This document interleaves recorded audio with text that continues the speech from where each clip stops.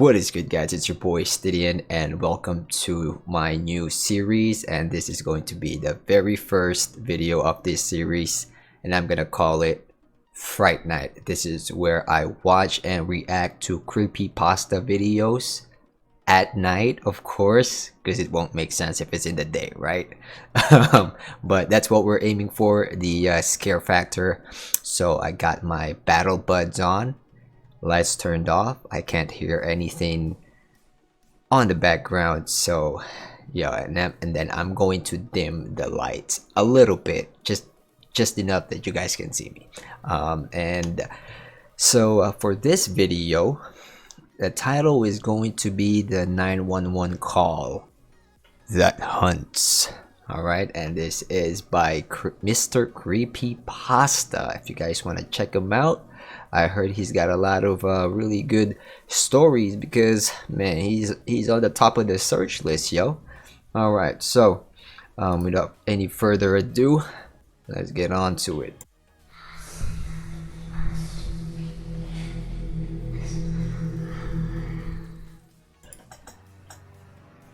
We all have those calls that haunt us. You know, there's not a 911 dispatcher alive who doesn't have at least one that sticks with them for the rest of their lives. Hell, most have 2 minute to count. I always thought I was above that. I never let this job or those calls get to me. I was tough.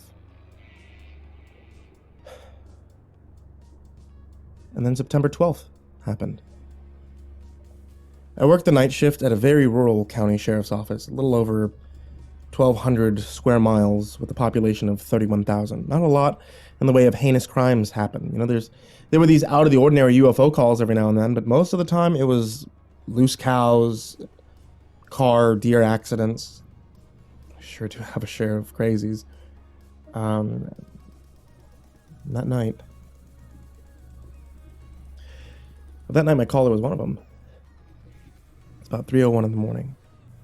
My partner Anna and I were watching reruns of 90 Day Fiancé when the 911 call tones went off. Totally routine. Okay, I try to answer the phone faster than Anna because she has the quickest hands in the West when it comes to call taking, and unfortunately this time I got it. County 911, what's the address of your emergency? Silence. Hello, County 911? More silence. I looked to my call screen where the coordinates are. Yo, this is one of the reasons why, like, it's really hard to do what they're doing. Like people would think it's easy, but yo, it's not. Like, some shit is just too crazy, man. Some of these stuff are like really crazy. Once you receive the call, man, oh man, it's a stressful job.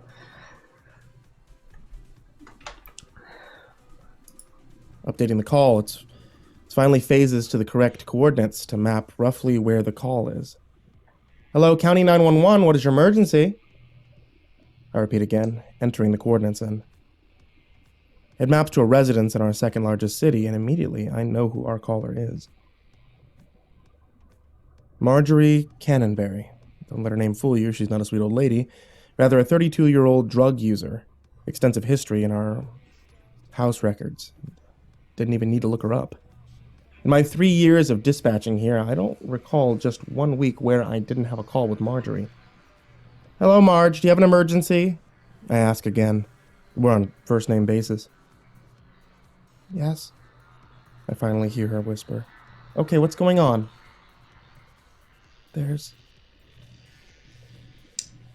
She pauses, her breathing trembling slightly. There's something in my closet. There's someone in your closet? I asked, quickly typing into my call narrative. How do you know they're there? Do you see them? No, not someone, she whispered again. I could tell she was truly terrified. Something. I don't know what it is. Okay. At this point, I'm convinced Marge is having another drug-induced hallucination. It wouldn't be the first time. Describe to me what it looks like. In the background, Anna is dispatching our area deputy. Please send someone, Marge whispered. Yeah, I have a deputy on the way, Marge, but I need you to tell me what you're seeing. I said. When you said something, what did you mean? It's tall, she said. It has to bend over to fit, and it has long claws. She paused. I could hear her sniffling. She was definitely crying. It's tapping them on the floor. Can you hear them? She paused, and I listened carefully to see if I could actually hear anything. And maybe it was my imagination, but I thought just barely I could hear a rhythmic tapping. Did you hear them? She asked almost desperately, like she was begging me to believe her. I ignored her question. What else, Marge? What else do you see? It's all black, and it has really big teeth. It keeps licking its teeth like it wants to eat me. So it knows you're there? Yes, she said shakily. It's staring right at me. Glowing yellow eyes. For the first time in my life, a shiver went down my spine from her words. Every horror movie I've ever seen came to mind, though I knew better. My supernatural bone was piqued. Could there really be a demon in her closet? First question is, like, this woman is clearly like, well, he said like this woman is like a drug abuser.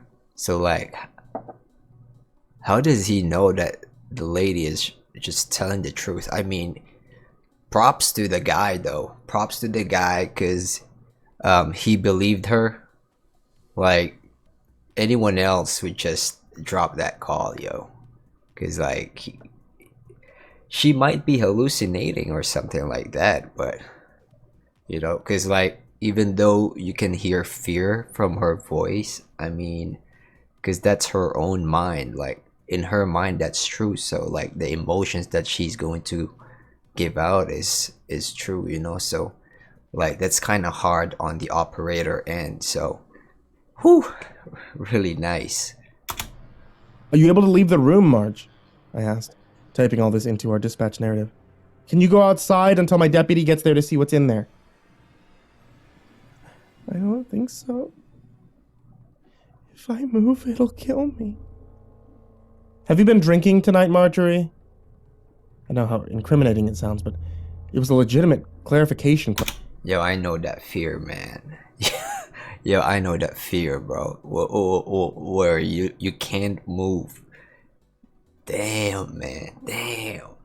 And I bet she hasn't drank or like used anything.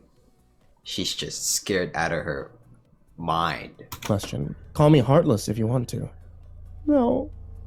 Please believe me. I know I've done stupid things before. This is real. I haven't been drinking. I haven't taken anything recently. I don't know what it is. I'm scared. It keeps tapping its claws. You have to hear them, don't you? The phone cracked as she held it out at arm's length.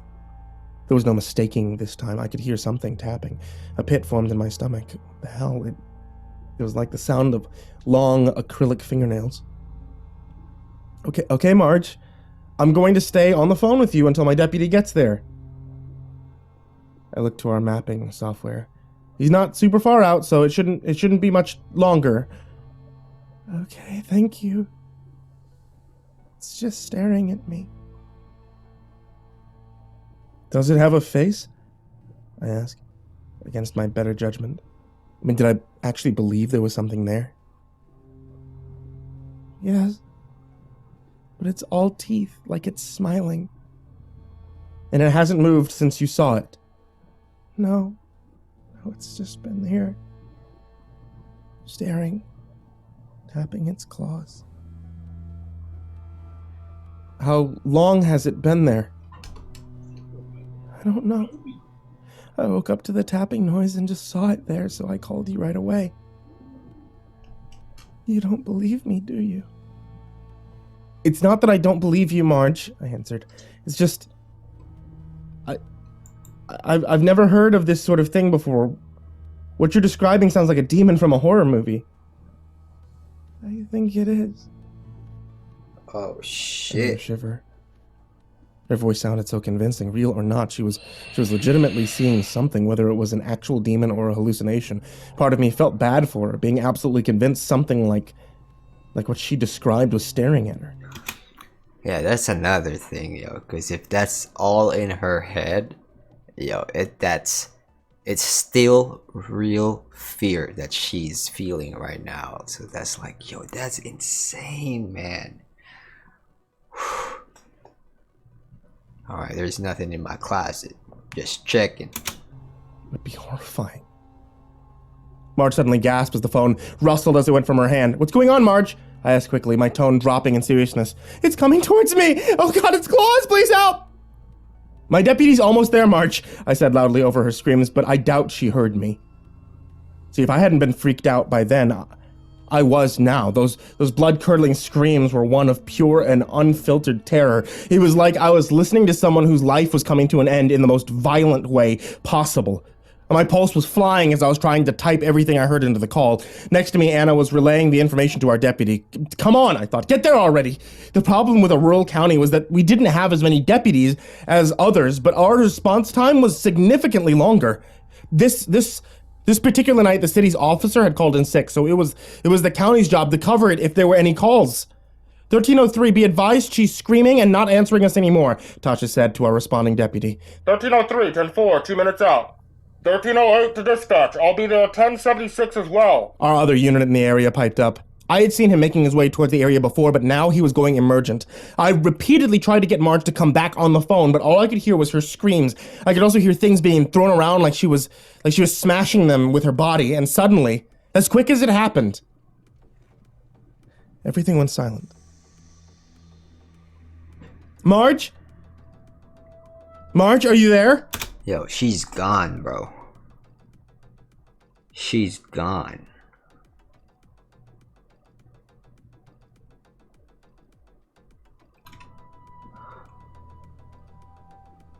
The phone crackled. He's going to kill me. He knows who you are. What? You're next. Oh my god. And then the line went dead. If I had a handset phone, it would have fallen out of my hand.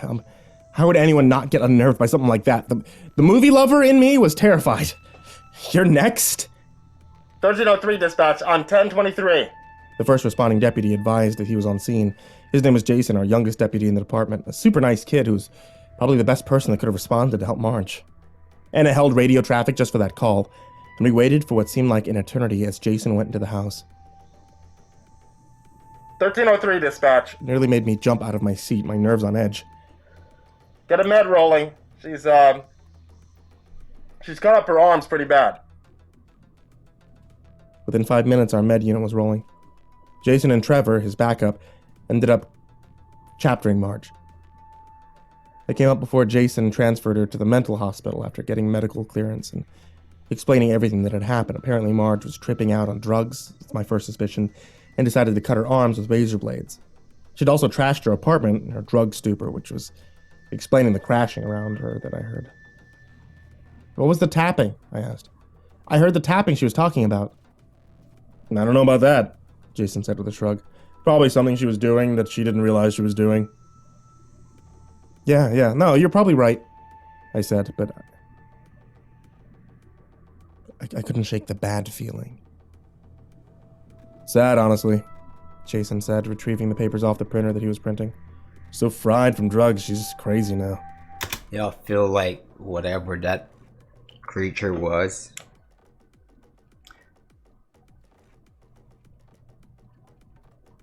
maybe it's that thing is what's controlling her or something like that. Because, man, that is twisted, bro. I glanced out of the dispatch window to the lobby where Trevor was sitting with Marge. She sat with her head hung down and her arms in bandages. And seeing someone hopped up on drugs is always a little disturbing to me. As if she knew I was looking at her, she lifted her head. And her eyes met mine. They grew wide. as if she were about to be hit by a bus, and she pointed at me, letting out another piercing cry. Trevor stood up as she did, putting himself between her and me inadvertently. I couldn't shake the feeling that she wasn't pointing at me, but rather behind me. I told myself it was dumb, but why was it I couldn't look over my shoulder? Jason flew out the door with the paperwork he needed, and they both struggled down to the front with her, load her up into the squad. In 2 days, hospital staff would find Marge dead in her room, her head... Oh, shoot. Her head somehow twisted unnaturally around.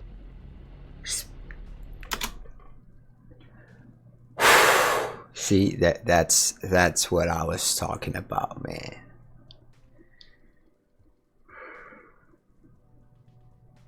Wow. This is like some exorcism type stuff, man. My God, yo. Her death would never have a full explanation. Finally, after taking a deep breath, I turned around.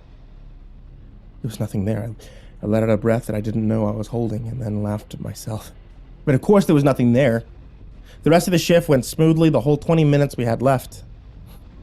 When we finally left that night, I couldn't wait to go home and go to bed. Oh my God. That call really rattled me, left me with a headache. I got back to my little apartment, greeted by my little white cat. After giving her more food, I took off my uniform, I hung it up in the closet, making sure that I closed the doors. And hanging back to my bed, I jumped in, I turned on the TV for background noise.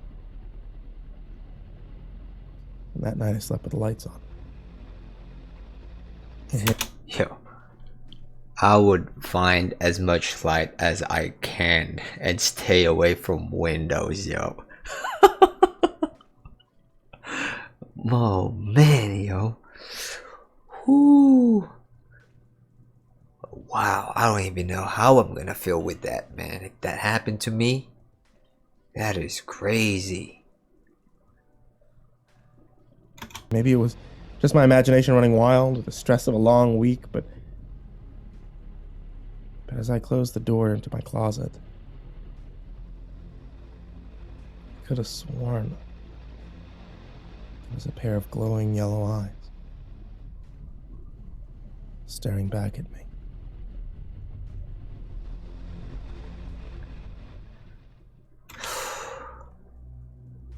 Hey there kids, it's me, Mr. Creepypasta.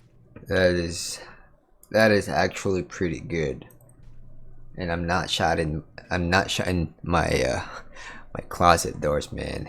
Nah, forget that, bruh. Wow.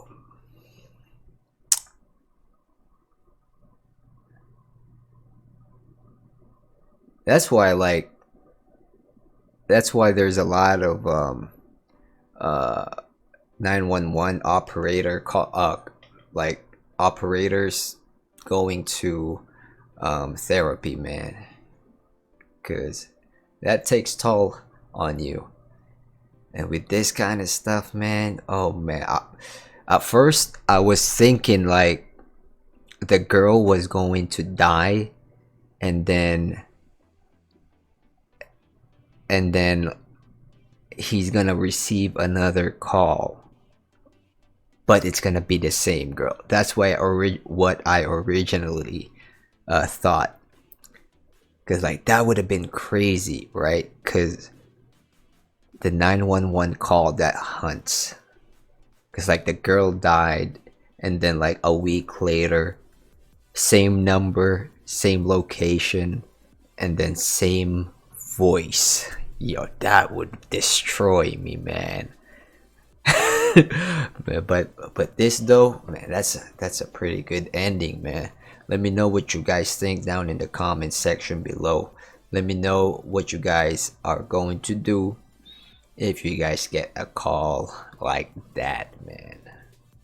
All right, hopefully you guys like this kind of videos, because I'm gonna start doing them. Leave a thumbs up if you guys like it, and a dislike, you guys know how it is. Your boy will appreciate either way. And if you haven't subscribed yet, go ahead and subscribe, hit that notification bell so you stay alert when I have new videos out. Alright, and as always, I'll see you all on the next video. Take care and peace.